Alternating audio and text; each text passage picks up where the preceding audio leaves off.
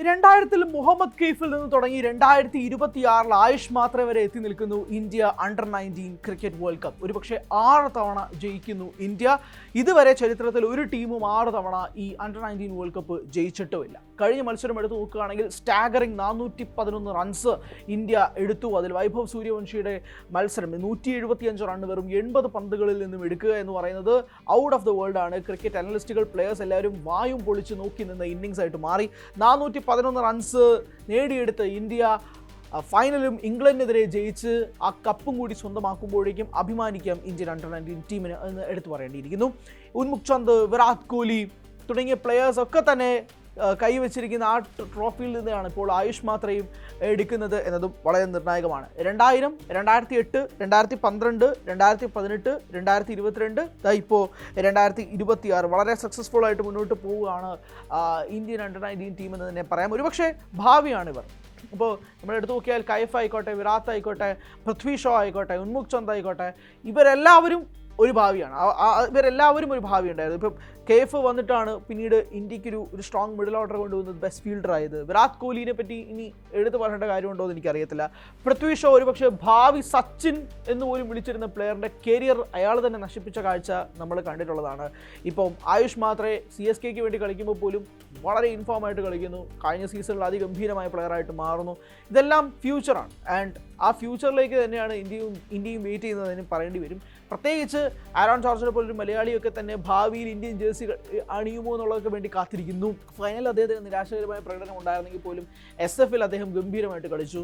ഇപ്പം എടുത്തു പറയുകയാണെങ്കിൽ ഇപ്പോൾ വൈഭവ് സൂര്യവംശി പോലുള്ള പ്ലെയേഴ്സ് ആയിക്കോട്ടെ, നമ്മളെല്ലാവരും ഓരോ പ്ലെയേഴ്സിന് വേണ്ടി നോക്കുമ്പോൾ പോലും ഇന്ത്യൻ നാഷണൽ ടീമിലേക്ക് അവർ എപ്പോൾ എത്തിപ്പെടും, അല്ലെങ്കിൽ എന്നായിരിക്കും ഇനി അവരുടെ വളർച്ച ഉണ്ടാകാൻ പോകുന്നത്, എന്നായിരിക്കും ഇനി അവർ ആ ടീമിലേക്ക് വരാൻ പോകുന്നത് എന്നതിൻ്റെ സ്റ്റെപ്പിംഗ് സ്റ്റോൺ തന്നെ നമ്മൾ ഈ അണ്ടർ-19 ലോകകപ്പിനെ വിളിക്കണം. പക്ഷേ വെരി ഡോമിനൻ്റ് ആയിട്ടുള്ളൊരു മത്സരമായിരുന്നു. ഡോമിനൻ്റ് ആയിട്ടൊരു ടൂർണമെൻറ്റ് തന്നെയാണ് ഇന്ത്യ കാഴ്ചവെക്കുകയും ചെയ്തത്, പറയാതിരിക്കാൻ സാധിക്കില്ല. ഫൈനൽ മാത്രം തന്നെ നമ്മൾ എടുത്തു നോക്കുകയാണെങ്കിൽ വളരെ സ്ലോ ആയിട്ട് തുടങ്ങി വെച്ചിരുന്ന ഇന്ത്യ ആരോൺ ജോർജൻ നേരത്തെ നഷ്ടപ്പെട്ടു. അതിനുശേഷം ആയുഷ് മാത്രം എന്ന ക്യാപ്റ്റൻ 53 റൺസ് എടുക്കുന്നു. അതിന് പിന്നാലെയാണ് വൈഭവ് സൂര്യവംശിയുടെ എക്സ്പ്ലോസീവ് ഇന്നിങ്സ് സംഭവിക്കുന്നത്.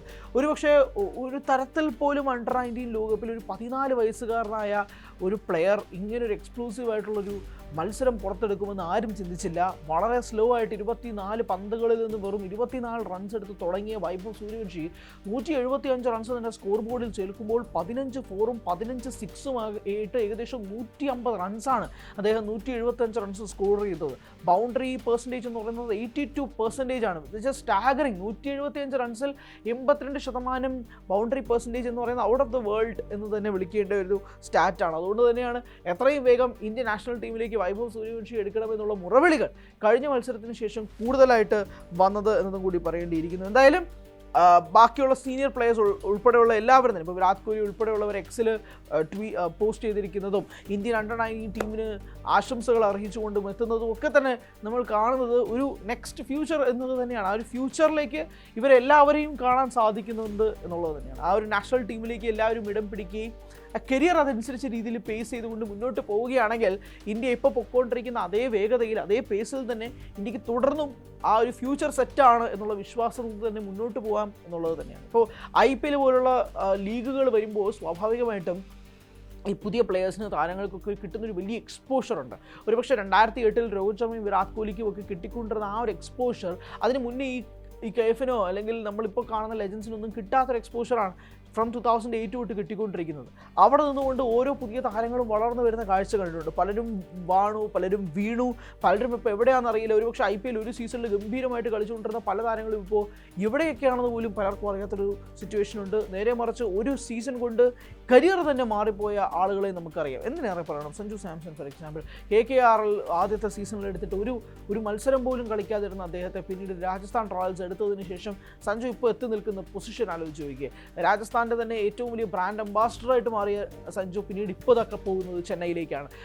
രവീന്ദ്ര ജഡേജയും സാം കറനെയും ട്രേഡ് ചെയ്തുകൊണ്ടാണ് രാജസ്ഥാൻ സഞ്ജുവിനെ മാറ്റിയത് പോലും. സോ അങ്ങനൊരു വളർച്ച കൊണ്ട് എത്തിക്കാനുള്ള ഏറ്റവും പ്രധാനപ്പെട്ട ഘട്ടവുമായിട്ടും കൂടി IPL മാറുന്നുണ്ട്. വൈഭവ് സൂര്യവംശി താനും ഇപ്പോൾ ഏറ്റവും കൂടുതൽ ഇനി ആളുകൾ കാത്തിരിക്കുന്ന IPL വൈഭവ് എന്താണ് ചെയ്യാൻ പോകുന്നത് എന്നുള്ളതാണ്. അങ്ങനെ ഓരോ പ്ലെയേഴ്സിലേക്കും മാറ്റുക. ഇപ്പോൾ ഓരോ ഓപ്ഷൻ ടേബിൾസിലും പുതിയ പുതിയ പ്ലെയേഴ്സിനെ പിക്ക് ചെയ്യുന്നതിൽ പോലും ഓരോരോ ഡൊമസ്റ്റിക് മത്സരങ്ങൾക്കാണ്. ഇപ്പോൾ സായദ് മുസ്തഖ് അലി ആയിക്കോട്ടെ, അല്ലെങ്കിൽ ഓരോ വിജയ ഹസാരെ ട്രോഫി ആയിക്കോട്ടെ, ഓരോ ഡൊമസ്റ്റിക് സീരീസും എന്തുമാത്രമാണ് സെലക്ടേഴ്സ് ചെയ്യുന്നത്, ഉറ്റുനോക്കുന്നത് എന്നതിൻ്റെ ഏറ്റവും പ്രൈം എക്സാമ്പിളും കൂടിയാണ്. So performing in under nineteen world cup, that too in a final, അതിൽ പലം വേറൊന്നും ചെയ്യാനില്ല എന്നത് തന്നെയാണ്. സോ ഈ ടീം വളരെ സെറ്റാണ്. ഇന്ത്യൻ അണ്ടർ-19 ടീം ഗംഭീരമായ ഒരു സെറ്റ് ടീമാണ് എന്ന് തന്നെ പറയാം.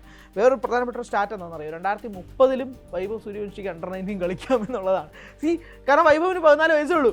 ഇപ്പോൾ 30 വരുമ്പോൾ 18 വയസ്സ്. അപ്പോൾ അപ്പോഴും അണ്ടർ-19 ലോകകപ്പിലേക്ക് വൈഭവിന് കളിക്കാമെന്നുള്ളതാണ്. പക്ഷേ അപ്പോഴും അണ്ടർ-19 ഒതുങ്ങൂല വൈഭവ് എന്നാണ് വിശ്വസിക്കുന്നത്. ഇന്ത്യൻ നാഷണൽ ടീമിലേക്ക് എടുക്കപ്പെടാനുള്ള സാധ്യത അതിനി തള്ളിക്കളയേണ്ട ആവശ്യമൊന്നുമില്ല. Because he is fit to be in.